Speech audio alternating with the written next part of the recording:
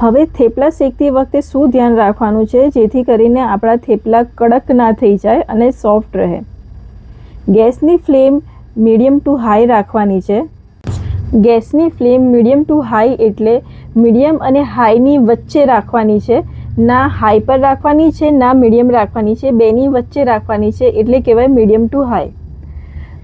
તમે જોઈ શકો છો આ થેપલાને શેકાતા સહેજ પણ વાર નથી લાગતી. ફટાફટ શેકાઈ જાય છે. તેલ નાખીને બંને બાજુ શેકી લઈશું. અને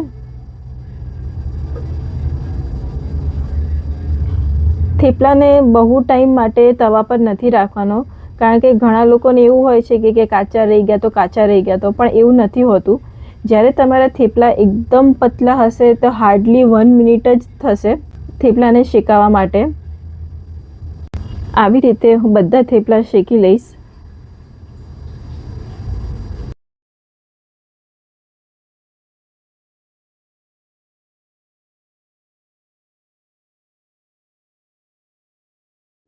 થેપલા બધા શેકાઈ ગયા છે.